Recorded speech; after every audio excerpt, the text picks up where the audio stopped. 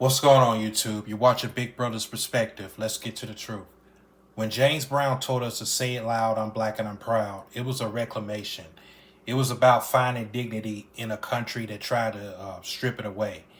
But when you hear folks today saying they're proud to be white, it hits different because when the vice president stands on a stage at America Fest and tells a crowd, um, in the United States, you don't have to apologize for being white anymore. You have to ask, is he talking about pride or is he talking about accountability? Is he giving people the permission to ignore the very history we're still living through? Because while JD Vance is wearing a suit and tie in Phoenix, there's men in masses that's marching through Nashville with swastikas. Just this past February, a group of these cowards tried to intimidate a black community at the Vision Way overpass in Lincoln Heights, Ohio.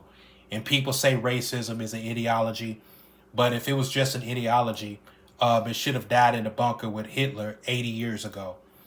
But from what I saw in Ohio proves that it's something else. It's a spirit. Because I look and seen how it affected my family. You know, my grandfather back in the 30s and 40s growing up being called the N-word by white kids. My dad facing discrimination in the Army in the 80s. And me being racially profiled in the late 90s. You know, we are three generations of men proving that racism ain't a moment in history. It's an adaptive spirit. And it's sad because when I was a kid, I honestly thought that we'd be past this. I thought swastikas on American bridges would be something we only see in historical films and documentaries, but I was wrong. And look at these neo-Nazis today. Many of them are Gen Zs and millennials, and they weren't even around during Jim Crow. Yet it's like they're being recruited by a spirit that teaches them that their only inheritance is a lack of apology.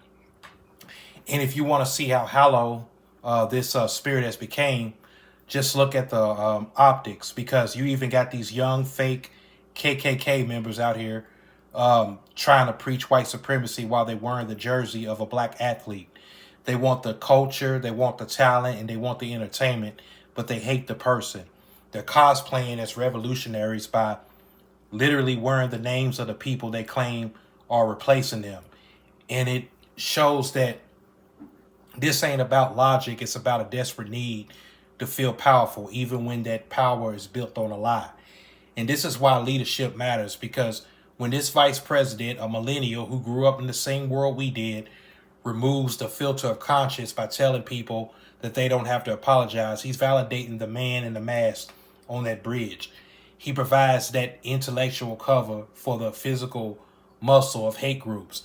And we saw it in Tennessee recently at the American Renaissance Conference, to where they tried to keep their guest list a secret at a public park, but the cameras caught the truth, which is shame.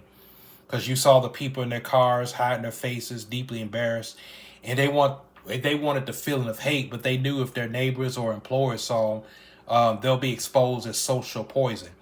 And you can defeat an ideology, but if you don't defeat the spirit in the human heart, it will always find a new body.